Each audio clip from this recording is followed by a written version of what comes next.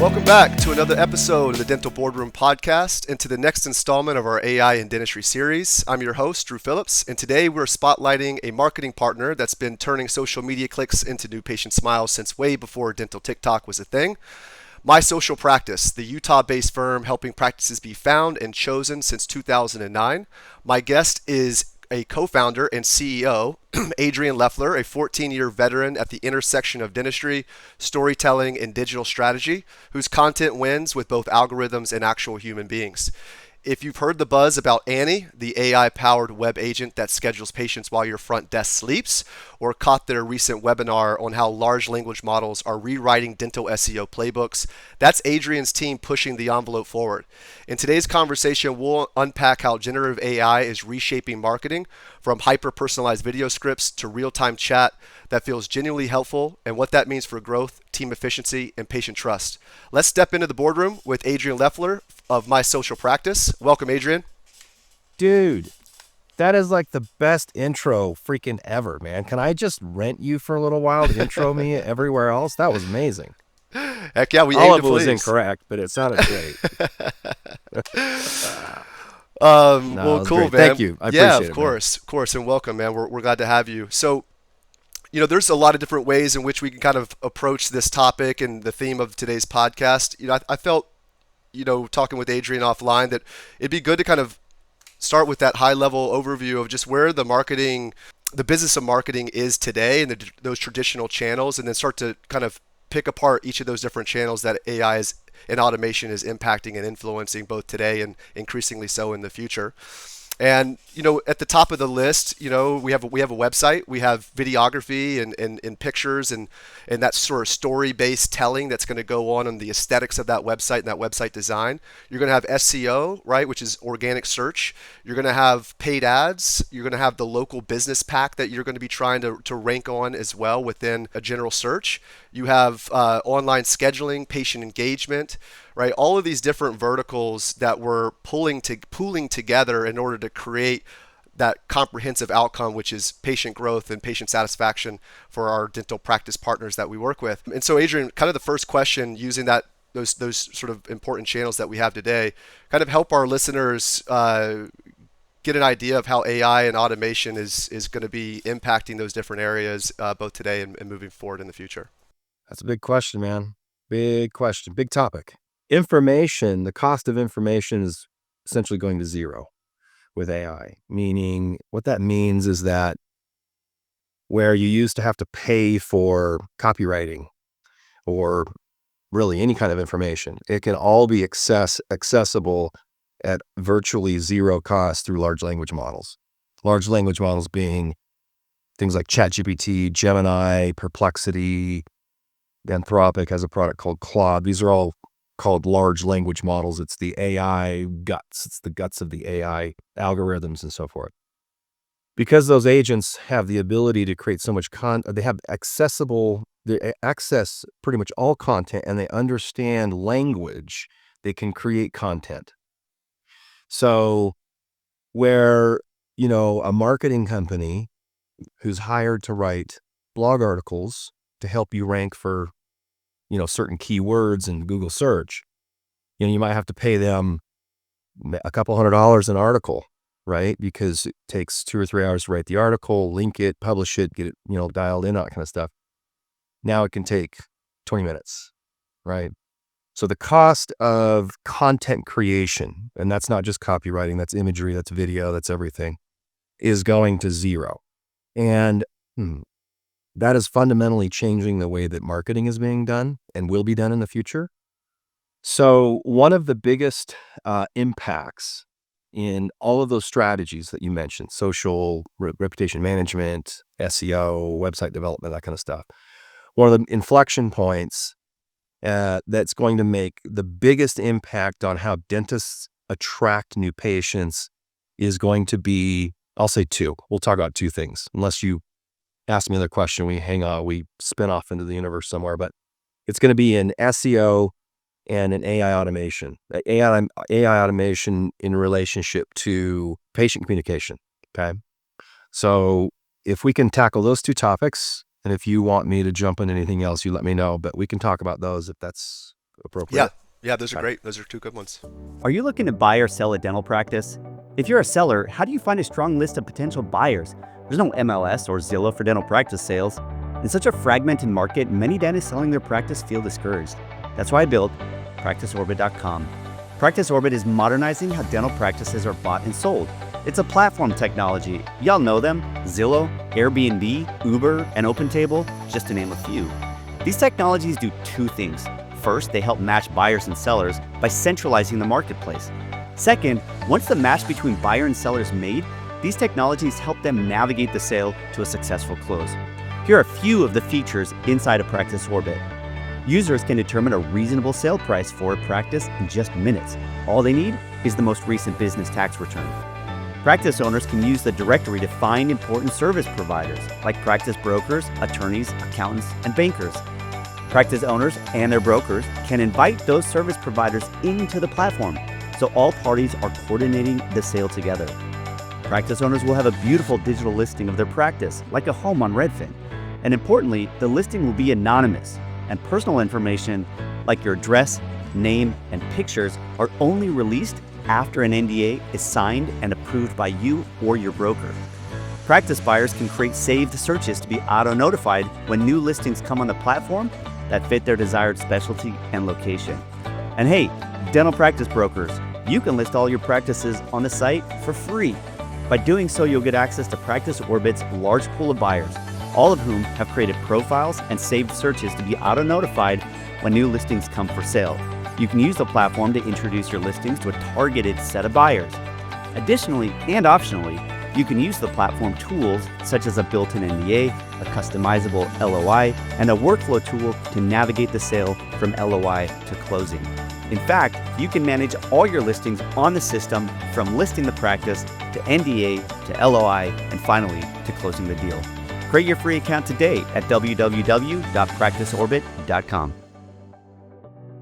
So if anybody's been on Google recently in the last maybe couple months, you'll notice that when you do a search, at the top of the search engine are what are called AI overviews, or the acronym is AIO. Those results that are at the top of the page are generated from Google's Gemini, which is this Google's large language model. It's their version of ChatGPT.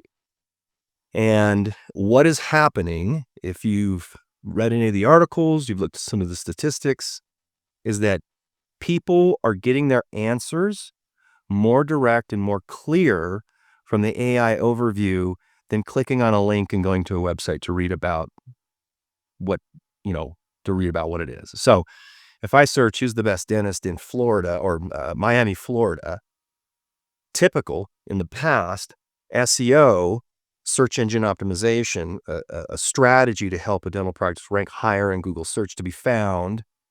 What you would do is you'd hire a marketing company, or you'd have a marketing manager at your office, and you would create content that would be tagged. We call this metadata. It's a tagging system. You make a video or an article or a website or whatever it might be, and you tag it with a phrase or a keyword that's relatable to a highly searched keyword. So if I search, a great keyword, if you're a dentist in Miami, Florida, would be best dentist in Miami, Florida. So if I search that, that's probably a highly searched term by patients who are looking for a new dentist, right? So you would want a website that is tagged with that phrase. So it's a merging of a query by a patient with tagged content. Okay. So that's how SEO has been done. So if you weren't creating any content, you had a very difficult time ranking in the search engine, because Google doesn't recognize any new content, and you don't go up in the rankings. So when you'd hire a marketing company, their job was to make sure that your website is tagged appropriately. They're probably writing blog articles, they're creating videos or images or whatever it might be, and they're tagging this content with different keywords so that your content ranks high in the search engine. Okay, that's how SEO has been done for the last 25 years. Okay, now what's happening is Google Gemini is being placed at the top of the search engine, and it's giving results and it's answering the query directly. So the difference here is this, is usually you'd search best dentist in Miami, Florida, and you'd look at the ads were at the top, and then you'd see the Google Maps section, and you'd see a bunch of organic links to websites. And it would require the consumer, the patient, to click on something. Click on the ad, look at the Google Maps section, maybe click to the website from there, or possibly call from there. That happens a lot. Or go down and look through the titles of all the organic rankings and click on one of them and go to the website to get the answer, right? That's not happening anymore. Google Gemini basically looks at the query and it accesses all of the information online. And it's not just delivering links, it's delivering the answer. Because the AI algorithm in Gemini has the ability to understand your query so well that it can just give you the answer. So you don't have to go to a website anymore to get an answer. Okay. And what's the statistics are getting, I mean, this has only been out for a couple months, maybe 2 or 3 months. Actually, they've probably been testing it for longer than that, but it's only been around for a few months. And the statistics are showing that the user, the patient, is getting their answer more likely in the Gemini response than clicking on a link. So what this means, these are called zero-click responses, meaning the consumer doesn't have to click on anything. They just get the answer, right? So if I ask a question about a dental implant or whatever it might be, I don't have to go to a website from a dental website to learn about what a dental implant is. Gemini gives it to me. Okay. So what this means is that there's going to be less clicks on the organic results and the paid ads. There's going to be a significant difference in the clicks on those links as there has been in the past. Okay. Now, to give you an idea of the magnitude of this may not sound like a big deal, but the ads section. So usually when you do a search in Google, before the AI overviews, you'd see ads. Have it say promoted or ads or ad or something sponsored. Say sponsored, right? That section, that section, that sponsored section, which you pay for. It's a Google Ads product. You have to pay for those. It's called pay per click or paying per click or Google AdWords or whatever. That the amount of revenue generated from that section in search is close to it's a $2 trillion business. I mean, it's massive. That's how Google's become a multi-billion-dollar company, is because they charge for those ads at the top of the search engine. So now what's happening is they're putting this AI overview above their ads, which makes you think, why the hell would Google do that? Why would Google risk billions of dollars in potential ad revenue to put the AI overviews above their ads, which is what's happening right now? Now, the user interface may change. The search result may change. They're going to probably play with it a lot. But right now, the AI overview is at the top, ads are below, then the Google Map, and then organic links. Okay. So my question, not to put you on the spot. Oh, please do. But I'm going to put you on the spot, Drew. Why the hell would Google do that and risk the ad revenue? Because it's a bigger risk not to ignore their competitors in that large language model space. ChatGPT, you already mentioned a few others, Gronk, etc. Right, and so they're trying to get that market share so that they can be creative later with how they remonetize that system. Dead on. Okay, and by the way, I didn't prompt you. Everybody listening, I didn't tell him the answer before this. I really actually put him on the spot. So the issue is this: is that to more contextually describe what you just said, consumers want speed. They want answers immediately, right? Even the time it takes to click to a link and then read something, they don't want to do that. So if they can get their answer immediately, they're going to use that as their new search model. And what's happening right now is search is shifting from traditional search to AI search. So people are using ChatGPT and Perplexity and Grok and Google Gemini and all these other things as their search engine. It's going to be the new way that we get information. And it's not going to change. This is the direction. This is where it's going. I've even noticed it in my own, searches and queries. I probably get 90% of all of my searches.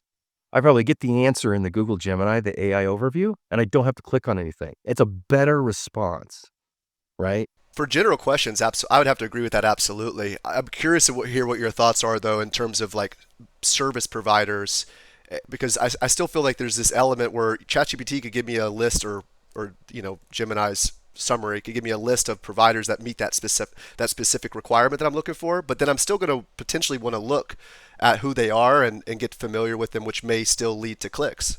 Yeah, no, that's true. So I think you're leading the conversation here. This is where I was going to go next. So good call. So if you look at the AI overview, what it is it's a curated response from Google Gemini. So it's accessing all the information on the internet and it's creating its own response. But if you look through the actual responses, there's little links, references is probably how you would call it. It's showing you where it's referencing information from. And on the right-hand side, there's 3 reference links where you can then click through to a website, okay? So there is some sense of the old kind of model, the old SEO model or search model where you put a query in and you're going to get a link.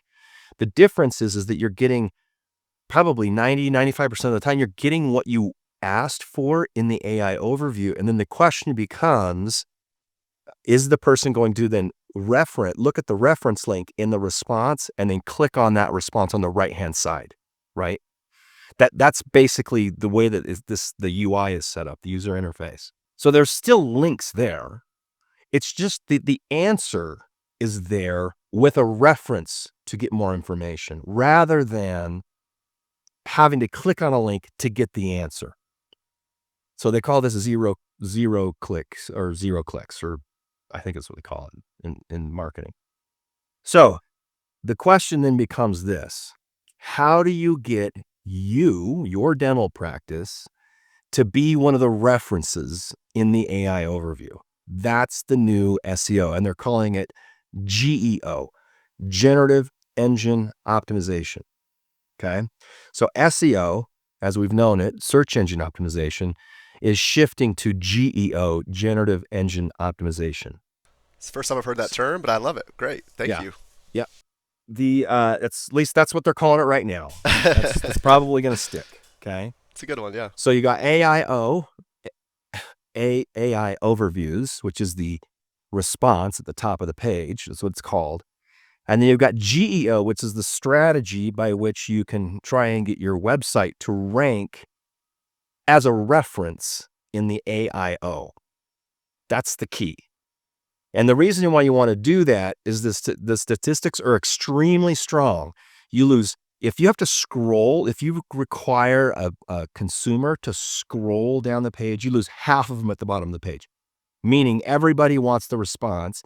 This action is too difficult for people. You know what I mean? Or click, right? They just want the answer immediately. So the further you're down on the page, the less likely a consumer is going to find your information. So you've got to figure out a way to get your practice, your website or blog articles or whatever it might be, in the AI overview for the search phrases that people are searching for. So let me talk about one other thing that kind of is in tandem with this.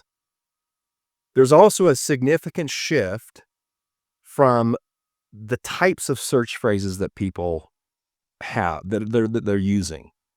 Because we've got AI integrated into almost every software system, and they're going to continue to be integrated, and these systems understand language, people are not typing in their queries anymore. They're not searching best dentist in Miami, Florida. They're searching, hey, ChatGPT, who's the best dentist in Miami, Florida that accepts Medicaid and is near the mall? That's the query, because they're saying it, they're not typing it. So the queries are getting longer and more specific. Do you ever feel lost in your practice finances? And how about your personal finances? Ever wonder where your hard-earned money goes and why you're not seeing the financial progress you've worked so hard for? If so, listen up. As a dental CPA and financial planner, I've created our company, Practice CFO, just for you. With almost 2 decades of experience, Practice CFO integrates great CPA services like accounting and tax with customized financial planning, both business and personal. Think of it this way.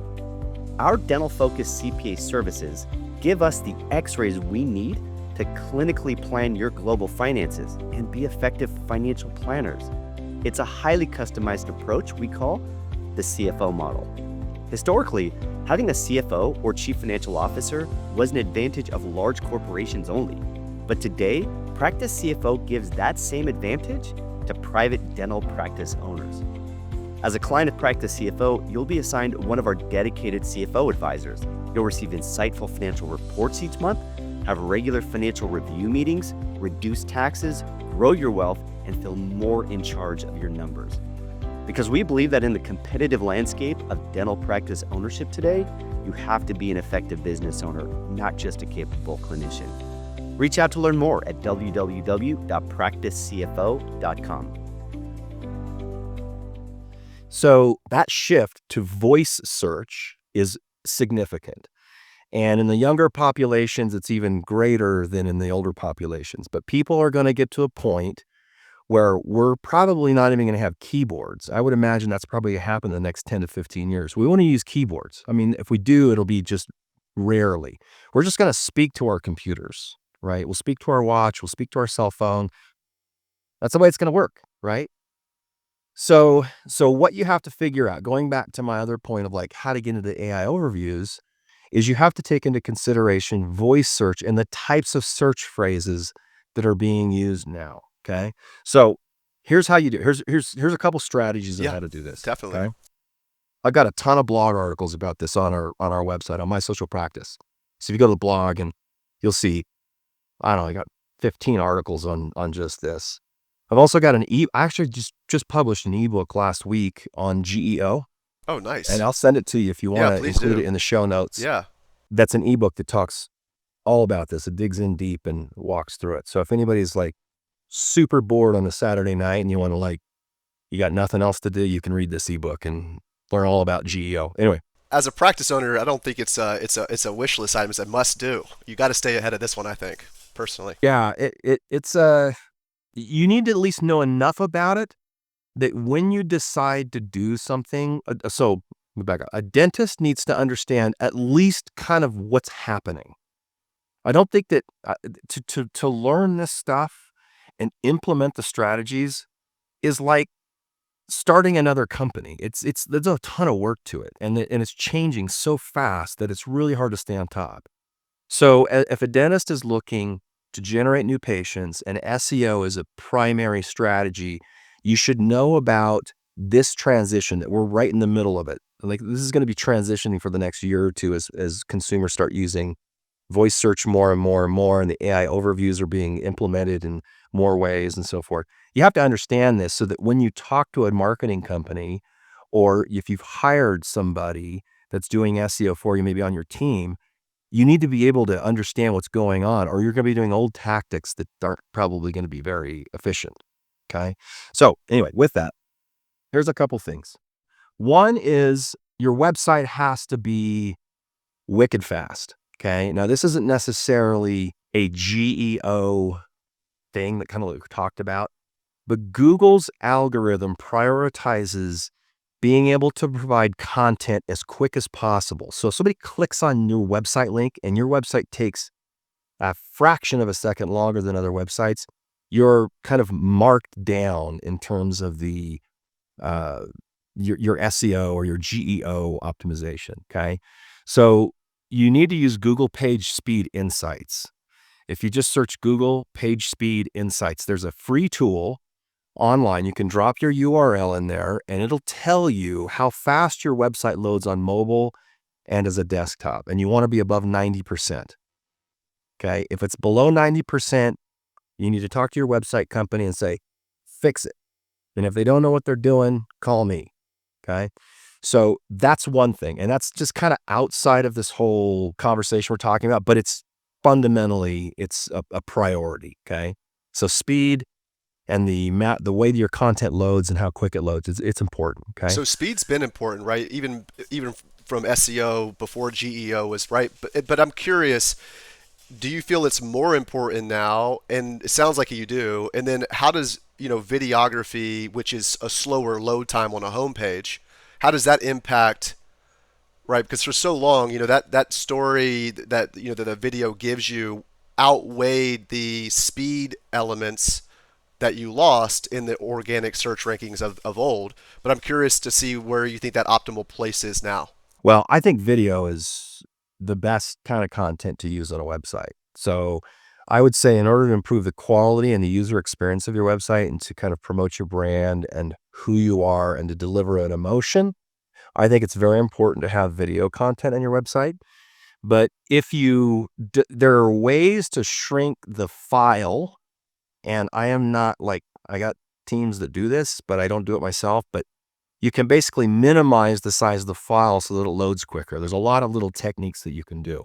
So I don't think that if it's done well, if you got a great video and you want to use it on your website, it's not going to damage the speed as long as the video file is being optimized in a way in which it loads quicker. And there's a whole bunch of little things that you can do, tweaks you can do. So I don't think that's really necessarily a problem.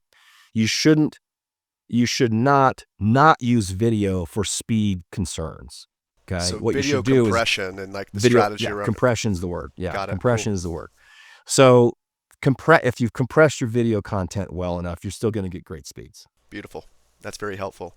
Okay. So here's a couple strategies. Okay. One is the speed. Okay. Two, you have to have a blog. You got to have a blog. Blogging, nobody reads your blog. I'll be honest with you. Nobody reads dental blogs unless they're super bored and they got nothing else to do. But nobody reads a blog, but Google reads it, and they use it as a resource in the AI overviews. So you have to have a blog, and you need to be publishing content to the blog. It cannot be copied content. It has to be authoritative, and it has to be custom. Okay. And in the blog, you always want to add an FAQ section to the bottom of your blog. So let's say you read an article about minimally invasive techniques in dentistry or something like that, right? At the bottom of the article, you want to have 3 to 5 questions. And the questions that you create there need to be voice search questions. You need to ask yourself, what would a patient ask, not typing, but what would the voice query be if they were looking for an answer that this blog post answers? Okay. So and you can use AI to help you do this, right? To help you write the questions even, right? But basically what you're doing is you're trying to optimize number one, you're writing a blog post. Okay. You're publishing it to your website, which is just awesome for SEO, right? But if you add the FAQs, it's easy for you to put a long tail question in. A question that somebody might be searching using a voice search, and then you can answer that question. Simple technique, but it's an optimization technique that Google Gemini will use as a reference in their AI overview. So your blog posts may get sucked into that AI overview and be a reference link. Does that make sense? Yeah, no, it makes complete sense. And I don't want to get completely on a side tangent here, but it's because it's part of a larger question that I did want to ask you. But Google has always been somewhat protective over the different combination of elements that they want to see in order to rank someone higher in the older traditional search process, right? And I'm curious, with these large language models starting to take over that market share of search, what type of data points are being shared more freely or maybe less in a more restrictive way, so that people like yourself and others out there can continue to refine their strategy around ranking in these different on these different platforms, at least in a comparative way to the traditional search process when we had Google holding all the cards, right? I went on a river trip last week, which is why I've got this super golden tan right here. Heck yeah. But I picked up a cold and I'm just getting over it, so excuse me. So Google protects their algorithm extremely well, and they're changing it all the time. In typical SEO, the industry, this is the game. Marketing company tries to figure out the algorithm so they can game the system. They figure it out through all sorts of testing and whatnot. And once they figure it out, Google realizes they've been figured out Right. and they It's an change the iterative process. algorithm. It never That's what's ends. happening. Yeah. And it never ends. So if you try the safe play, okay, and this is not going to be the answer you want, because I don't think, I mean, there are some little strategies that you could do that are kind of tricky and you might be able to, game the system a little bit. But inevitably, the long-term value or your long-term benefit of your SEO, if you stick to a few rules, you're going to win. Okay. It doesn't happen immediately, but it happens over time. Okay. So a couple of the things that can answer your question are, one, you have to have a blog. Okay. You have to be, oh, look at that. I got a thumbs up. Heck Does it do yeah. the balloons too? Maybe. Sometimes when I do this, it'll do balloons. That's funny. That's the first time I've ever seen that. So I don't even know how that. It has its own background AI. I just loved what you just said right there. Yeah. All right. So cool. We got a thumbs up. I probably won't do it again. So you have to have a blog. Okay. So, well, let me back up. Speed. I just gave you that one. That's inevitable. You have to focus on that. 2, you need to have a blog, and you need to be writing as much content as you possibly can. I would say a minimum of 2 to 4 articles a month. Nobody has time to do that, so you might have to hire somebody, okay? But 2 to 4 articles a month seems to me, I've been doing this for 15 years, seems to me to be a good cadence for most practices, okay? Those have to be customized. They have to be linked properly. I have articles on my website all about how to link, okay? And linking is a strategy in and of itself. So there's links inside the article. And then you should have the FAQs, okay? If you publish 2 to 4 blog articles a month and you do that for a year or two, you're going to be outranking almost everybody around you, okay? This is not something that games the system. This is something that Google wants. They ask for it. They look for it. It's never changed. As long as you're publishing more content, you're going to be doing well, okay? So, speed and blogging. The other thing I'll mention is that you need to figure out a way to get links, inbound links into your website. So one of the primary ways that Google will value a particular website over another website isn't just by the content on the site. It's looking at how many other companies are referencing that company.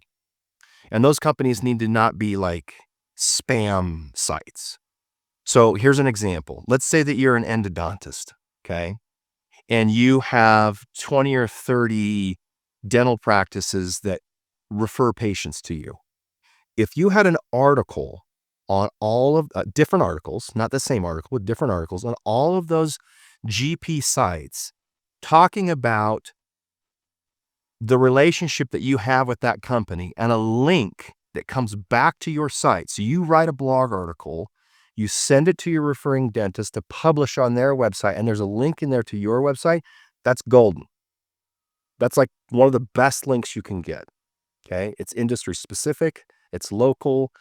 It's real. Google recognizes the it's coming from a site that's valuable. So, and this is a tough thing to do. Inbound linking, creating inbound links, meaning a link coming into your site, is one of the toughest things to do in SEO. And it's going to always be valuable in GEO as well. Okay. So you got to figure out a way to do that. And there are lots of strategies on how to do it. But the best way to do it is to find local businesses and companies that you have a relationship with. Obviously, other dental practices or referring practices are great. Your state association is a great link to get from, to ADA. Anything dental specific to get a link from is super, super valuable. This is one of the reasons why most dental practices get links from directories like Health Grades, WebMD, those kind of things, is because those are valuable sites, and they're not spammy, right? They're not a junk site just created by somebody somewhere to try and generate a link. These are valuable websites, and they're specific to the industry, healthcare, right?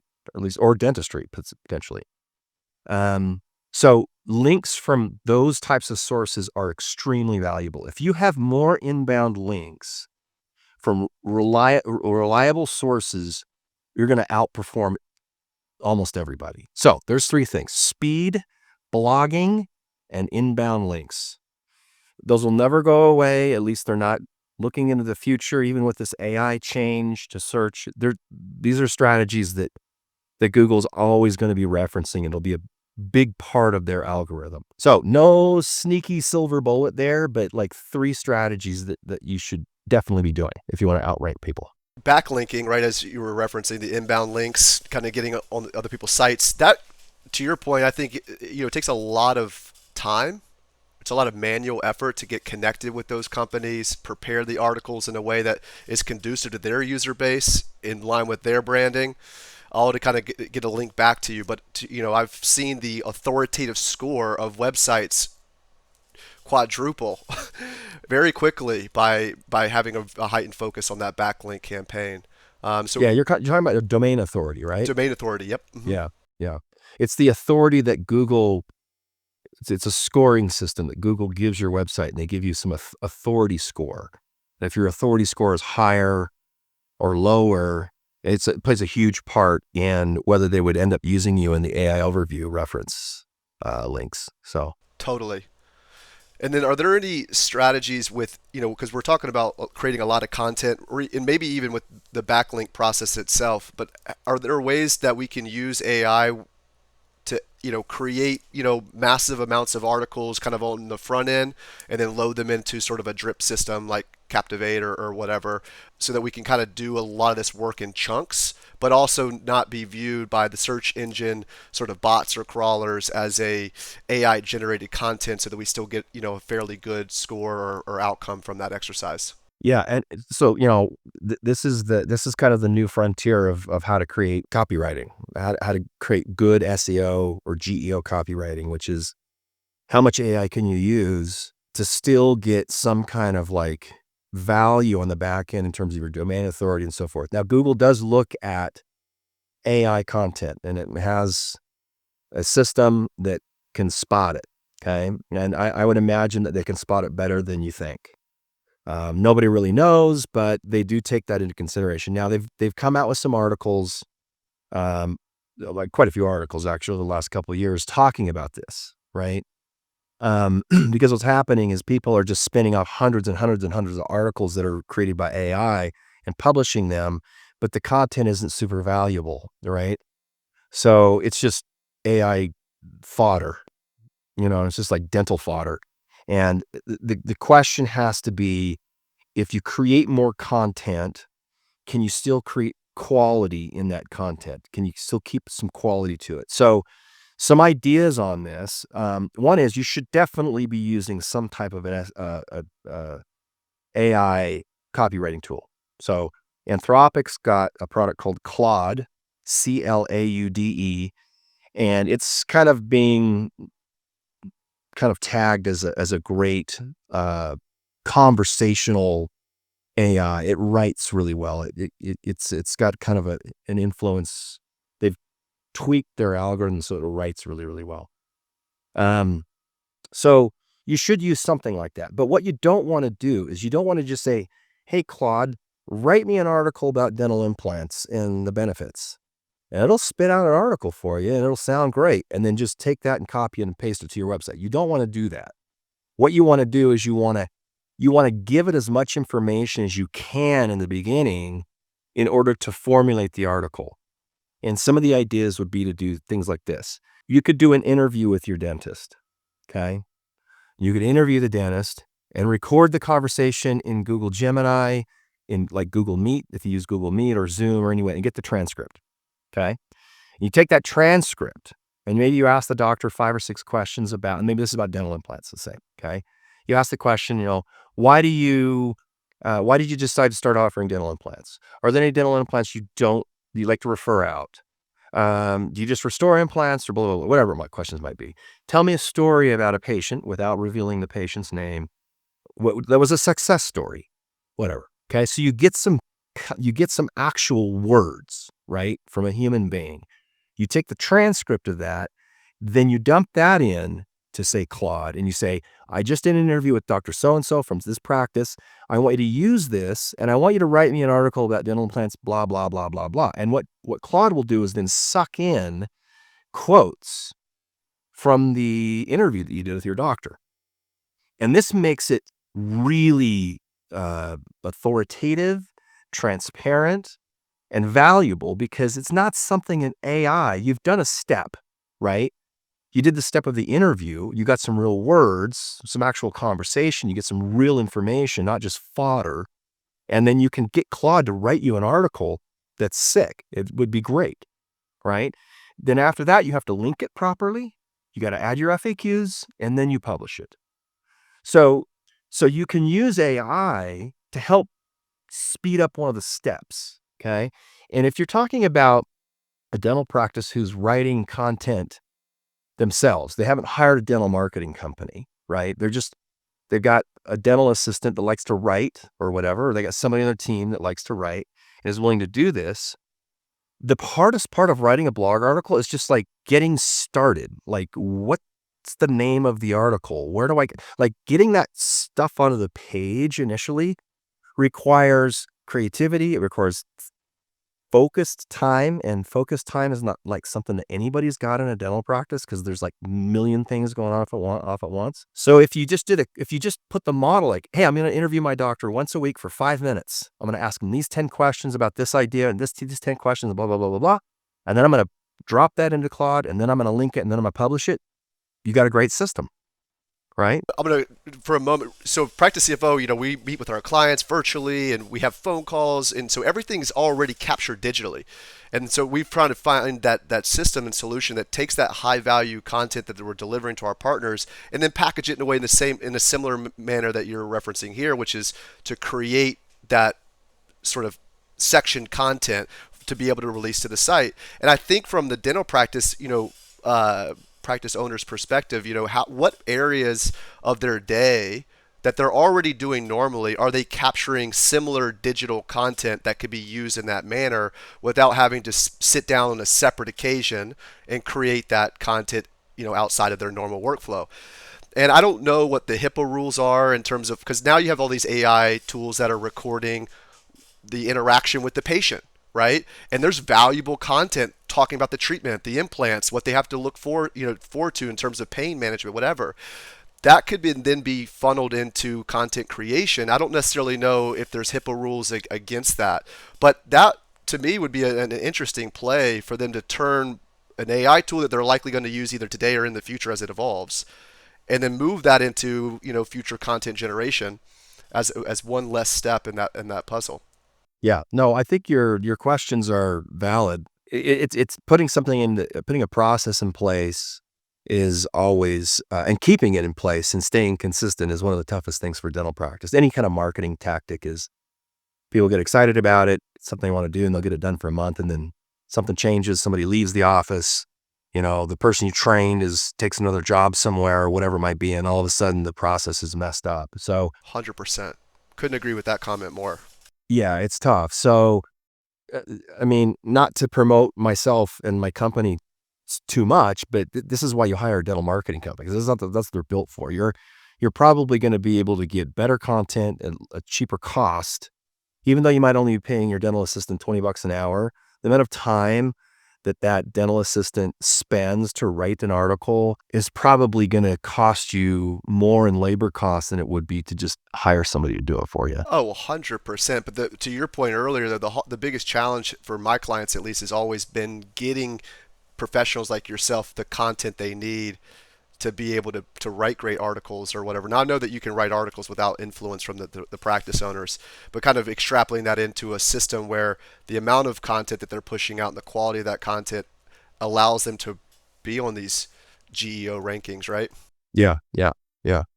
And then for video, historically, and correct me if I'm wrong, because I'm definitely not a marketing person, but when I would publish a video to my own website for that matter, we always would have to include the summary or the transcription to that video in order for the Google crawlers to be able to read and use that information to help us rank. But I'm curious with the AI tools, is that still necessary? And maybe why a lot of people are saying video is a big part of that next evolution, because you don't have to transcribe, you don't have to summarize it. The AI can already hear, digest, or ingest, and then know everything content-wise that video was trying to accomplish, and rank you accordingly.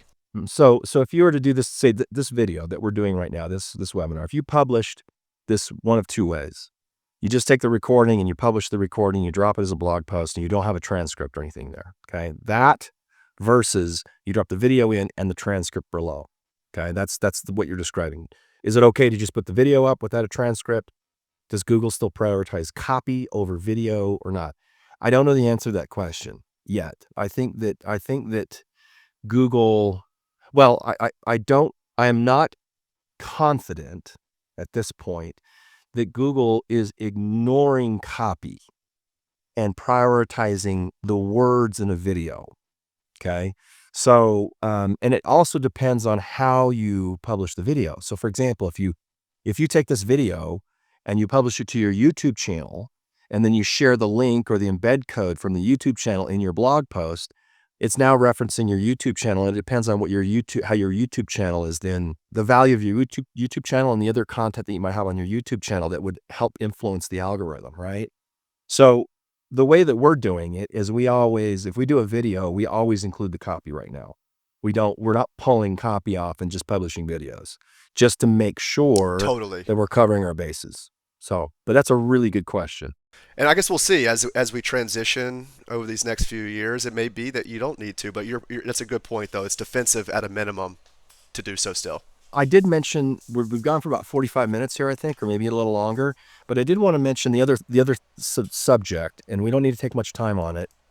But at the beginning, I was talking about SEO and then AI automation in patient communication. Can I just touch on that for a second? Yeah, please do. Yeah, absolutely. Because this is like super, super cutting edge and trending. So I'll give you a little story about how we got into AI. Back in 2019-ish, we were trying to so we're hired to do SEO, website development, social media, and ads, and all this kind of stuff, right? So we're driving all this traffic, eyeballs, basically, to a website. People go to the website and they bounce off, okay? They don't make a call, they don't schedule. So we're thinking, how can we improve the conversion of all this traffic that's going to this website into more scheduled appointments? I mean, that's what we're hired for, right? We can't just tell the doctor, hey, you got a lot of traffic. The doctor doesn't care. He wants to see butts and chairs and revenue, right? So we got to get these into scheduled appointments. And there's two main issues. One is patients that land on the website and don't interact in any way. They don't make a phone call. They don't schedule. They don't fill out the contact form, nothing. Okay, so why are they landing? Why are they bouncing off? And the other issue is phone calls. They go to the website, they get the phone number, they call at 5:02 p.m. and it goes to voicemail because they've all left the office, okay? And those calls come in all the time. They'll even call during work hours and they're slammed and they can't pick up the call and it rolls over to voicemail. And voicemail right now, like 80% of people do not leave voicemail messages, okay? And statistically, it's about a third, somewhere around there, of all calls that come in dental practice are missed. Now, that is unacceptable. It's the industry standard, but it's absolutely unacceptable for a practice that is concerned about growing. You can't miss a third of your phone calls. If it's a new patient, they sure as hell aren't going to call back. Now, if it is an active patient, they may call back several times because they have a relationship with you. But if you're trying to get new patients, you got to pick up the phone, right? So this is what happened. We thought, okay, let's solve one of the problems. Let's put web chat on the website.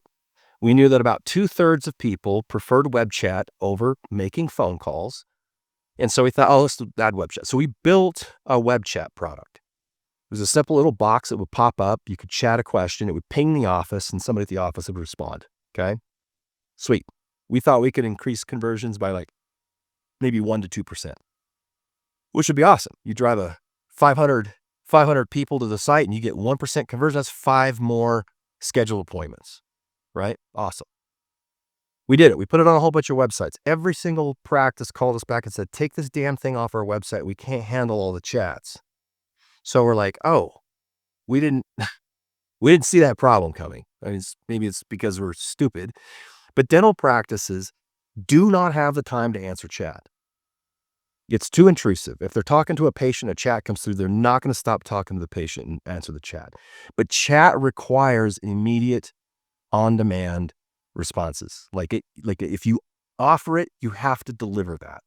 So the only other option after that was, well, do we kill the project, or do we create our own live chat management thing where we hire a bunch of people that are sitting in their basement answering chats all day long on behalf of practices? And we thought that was a stupid idea, so we didn't do it. So we dumped the project. So in November of 2022, when ChatGPT came out, I was like, oh my gosh, holy cow. If we could train ChatGPT to be a front office person and give it all the information about the practice so that it speaks in the voice of the practice, it could handle the entire conversation. It would not require anybody from the team to respond ever. It just handles the conversation. So we built it and it performed flawlessly. And so then what we did is we connected to the patient management system so now it can schedule. Okay, so we launched this web chat product called Annie, and it was awesome. So we solved that problem, and we get much higher conversions with dental practices that have an AI chat. And this is not the AI that people, sometimes people say, hey, I've got an AI chat, and you look at it and it says, how can I help you today? Choose A, B, C, or D. That's not It's what I'm talking database, about. yeah. Yeah, it's not a database chat. It's not a chat like a triage, right? That's not what I'm talking about. I'm talking about talking to Dynamic conversation. ChatGPT like a Yep. natural conversation, okay? So we launched it. It was awesome. And then we thought, okay, if we could just put a voice on this, we could tie it to the phone system and run all calls that get missed, whether it's during work hours or after hours, to an agent who picks up and has a conversation, schedules appointments, and da-da-da-da-da-da. So that's what we launched. And the results are freaking unbelievable. I predict voicemail will be gone in 2 years. Like nobody's going to use it anymore. There's no reason to send anybody to voicemail when you can have an AI agent pick up and handle the conversation. So, and I More believe importantly, that you don't want it. You want what? action to be. I said more importantly, the practices shouldn't want voicemail. They should want something that's creating Yeah, action and change right there on the spot. absolutely. So that's what this Annie AI product is. It's basically an AI agent. We built it on ChatGPT, and it does web chat and phone. Okay. But the actionable items that it can do are expanding as we're developing the product. So it can forward calls. So if it's on a call with somebody and they're like, I need to talk to the doctor, and the doctor's willing to let the AI agent have its phone, it'll transfer the call to the doctor's phone. Right. If you want the agent to reschedule appointments or cancel appointments, it can do that. It can schedule appointments. It can drop links in chat. It can drop PDFs. It can drop patient forms. We can put links into billing. So if somebody's chatting and they want to pay their bill, we can drop a link in so they can pay their bill. So it's like the opportunity of these AI agents to then start taking on routine tasks that just a human being doesn't have to do. Like an AI agent can do it, and it can do it efficiently. It can do it flawlessly and not make mistakes. It's always polite. Doesn't ask for a raise. It's never going to quit, right? It's like a huge support system to the front office. Now the front office can run more seamlessly, handing off tasks that are routine automated tasks, right? So it's an unbelievable, like we're super, super excited for it. Like when anybody calls us and they're like, I want to get your social media product, or I want you to build me a website or do ads for me. I'm just like, okay, great, we'll do it. But we need to add Annie because you're going to call me, or I'm going to call you in a month, and you want to know how many patients you got in your marketing campaign, from whatever we're doing. And if Annie's on there, we're going to have more than if we didn't, period. So it just incredibly improves the conversion rate of all marketing campaigns. So my recommendation is for anybody that's listening, If you haven't looked at any of the AI phone assistants, or they call them AI receptionists or whatever, you need to look at them. It's a rapidly developing industry. There's a lot of players in there. Obviously, I like Annie because it's dental specific, and I have a vested interest. But it's something that you're going to find will work really, really well in your practice, and you'll grow. You'll just flat out grow. I've got a couple So questions for you if you don't mind on yeah, Annie. go ahead. Last probably 3 or 4, maybe 5 years, online scheduling has gotten better and better. The old format, right, where the human being has to click through, take action, pick the date, the time, hit submit, and then the forms and the automated messaging about save the dates and whatever, that all happens automatically behind the scenes. You could set up an automated text with missed phone calls, and the person can get a link to schedule. So those things have kind of been around, but you're taking it to a point where now humans can actually interact and hopefully get to that resolution maybe faster. But I guess what I'm curious of is when I've looked at an online scheduling tool, it's only ever as successful as the amount of seats that office is willing to create, whether they have to be creative to do it or they have to shuffle things around within their schedule to make it to accommodate the people that want to take action. So I'm curious with Annie, what type of programming and what type of logic is that tool using to say, hey, this patient that's calling today that wants to come in 9 a.m. tomorrow is an ideal spot that the office is willing and able to facilitate. Yeah. So what happens is you have this Annie software communicate seamlessly with the practice management system. And this is just what's called an API. It's called an API integration. It's just a software tool that lets two softwares speak to each other. So you've got your patient management system. Let's say you got Dentrix, right? And then you've got Annie. And Annie needs to be able to see the open slots in the patient management system and then be able to provide those to the patient based on the type of patient and the type of appointment. So what happens is when you set Annie up, we have the doctor or office manager who we're working with pull up their schedule. We identify all the operatories, all the slots where certain types of appointments should be scheduled. So emergency appointments should be scheduled in this operatory on these dates at this time. And we block those, we indicate those sections. Okay. We're kind of like following the way that they set their schedule up. Okay. You want an adult prophy, a child prophy. How long should those appointments be? What operatories, what time's available, so on and so forth. So what happens is when the AI agent has the conversation, and it'll just know if it's an emergency appointment. The patient's like, I have swelling in my mouth, or I just broke my tooth, or I have an emergency. It'll know it's an emergency appointment, and it'll offer the emergency slots to the patient. Okay. And we'll set parameters on how much time, et cetera. Okay. So we've set ours up where it's kind of unlimited. You can set up as many different types of appointments as you want. You can work with as many doctors as you want, as many operatories. There's no limit on that. We just build it custom to the way that the practice typically schedules. And the agent will, after the conversation's going, or in the middle of the conversation, the patient says, I want to schedule an appointment. It just grabs the next 3 openings and says, well, I have an appointment on Thursday at 2, one at Friday at 9 a.m., and then we have open hours on Saturday. We have an appointment available at 10. Will any of those work? If they say no, it just picks the next 3, right? So, or the patient can say, no, you know what? I need to get something on the following Tuesday, and it'll just look at Tuesday. It just uses the conversation to find it. But if it hasn't been prompted by the patient saying, I need to come in on this day at this time, or I need to come in tomorrow, this is an emergency, it just provides the next 3 open slots based on the type of appointment that the patient wants to make. Got it. So that's kind of like following a block scheduling setup when the office uses that. And then I'm assuming that you could also just say, hey, operatory 3 all day long's wide open, and they'll just look if there's 60 consecutive minutes or not to allow that booking. Yeah, exactly. Cool. The other one last thing that please. we just launched is the agent can now do outbound dialing. So rather than just taking inbound calls, we have the agent, and this is specifically for scheduling hygiene. So this is just an idea of like where this stuff is going. Okay. So nobody in a dental practice wants to be the person that's asked to call all the unscheduled hygiene patients and try and schedule them. It's a pain in the ass. Nobody wants to do it. Okay.